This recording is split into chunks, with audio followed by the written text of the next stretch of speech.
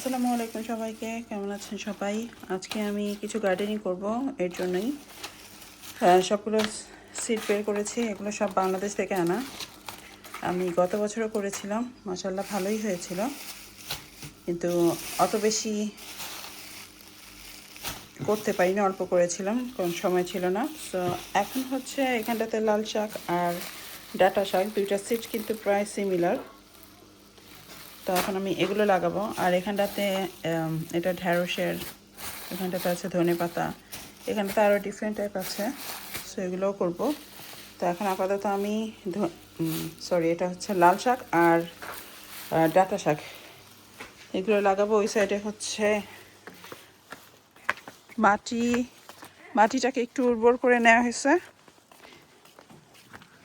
এখানটাতে হচ্ছে half and half লাল শাক আর হচ্ছে ডাঁটা শাক লাগাবো।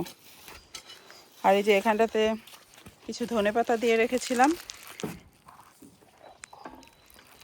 আর এখানটাতে হচ্ছে আলু লাগানো হয়েছে,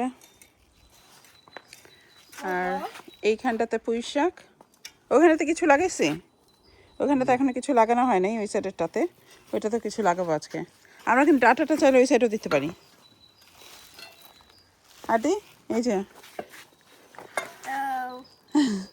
সেই যে এটাকে কি বলে, কোদাল নাকি? এটাকে কি বলে কেন? এটা শাবল। ও আচ্ছা, এই যে এটা হচ্ছে কোদাল, তাই না? হ্যাঁ, আর ওই যে শাবল নিয়ে মাটি খোঁড়ানোতে হেল্প করতেছে। আর এই যে এখানটাতে হচ্ছে একটা মাচা দেয়া হয়েছে, এটা দেয়া হয়েছে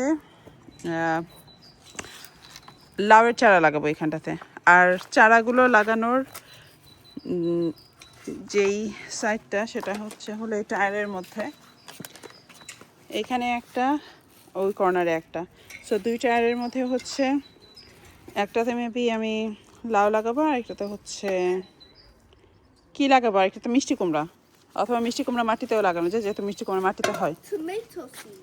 টমেটো সিড আছে, ওগুলো পরে দিব, আর এটা এখনো পুরোপুরি বানানো হয়নি, এটা জাস্ট হাফ একটা স্ট্রাকচার করা হয়েছে। এটা হচ্ছে আস্তে ধীরে তারপর হচ্ছে পুরোটা কমপ্লিট করা হবে। যখন পুরোটা কমপ্লিট হবে তখন আবার আপনাদের সাথে শেয়ার করব।